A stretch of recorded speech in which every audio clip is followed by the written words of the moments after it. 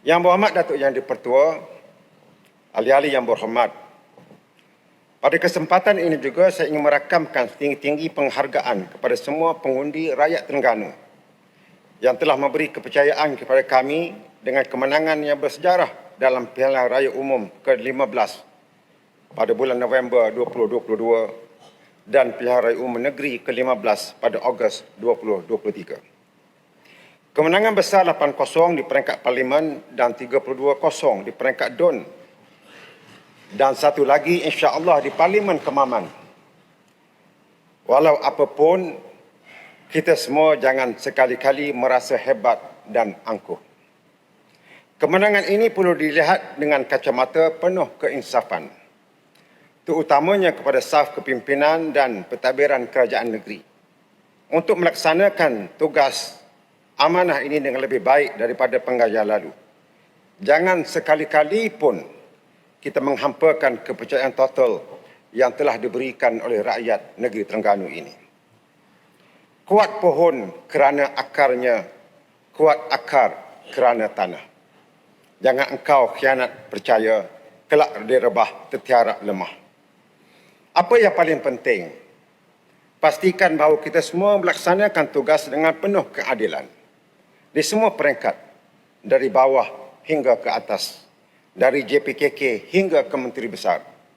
Prinsipnya ialah kemenangan dan kuasa sebegini bukan satu lesen untuk kita berbuat sewenangnya, kerana kita perlu bersifat adil pada semua. Di perkiraan Allah Subhanahu Wa Taala, jika kita adil, maka kita akan dapat kebaikan berpanjangan dan diredai oleh Allah. Jika kita tidak adil, ya, kita boleh puas hati di dunia ini, tetapi kita mendapat kemurkaan Allah. Keadilan kita kepada semua rakyat. Kita berlaku adil sama ada yang bersama dengan kita atau yang membangkang kita, yang tidak mengundi kita. Kerana mereka adalah rakyat yang kita perlu jaga dan uruskan juga. Keadilan wajar diberikan kepada yang selayaknya tanpa mengira pendirian politik kepartian mereka. Ya, perkara ini tidak mudah untuk dilaksanakan. Tetapi kalau mudah, sudah tentu kita tidak berada dalam dewan ini. Hindarilah dendam kesumat dan menghukum mereka, kerana tiada yang lebih utama kepada kita selain dari kita mengambil iktibar daripada sirah Nabi SAW ketika berlakunya Fathul Makkah, iaitu pembukaan kota Makkah pada tahun 630 Masihi. Perlu sama-sama kita insafi bahawa sikap berdendam, sikap nak membangun di tempat yang menyokong kita sahaja, sikap tidak adil dalam tindakan akan hanya membawa negeri dan negara kita ke belakang dan akan terus tertinggal di kalangan negeri dan negara membangun. Jauh sekali untuk negeri dan negara kita mencapai status negeri dan negara berpendapatan tinggi. Bersendikan hal inilah, barulah jiwa kita akan menjadi lebih tenang dan kerja buat kita diberkati serta diberi panduan oleh Allah Subhanahu Wa Taala dalam melaksanakan tugas kita ini, dan kita mendapat pahala yang berpanjangan.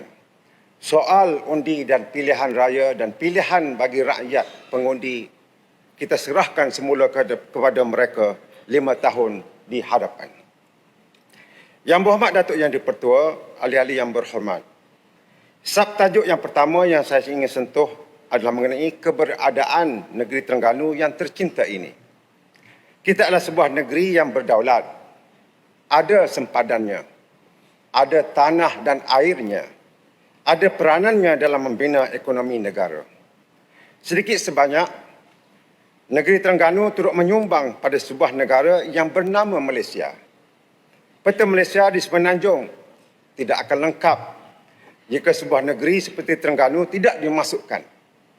Jumlah penduduk Malaysia tidak lengkap tanpa penduduk Terengganu. Penduduk Terengganu pula bukan ahli atau penyokong satu parti sahaja.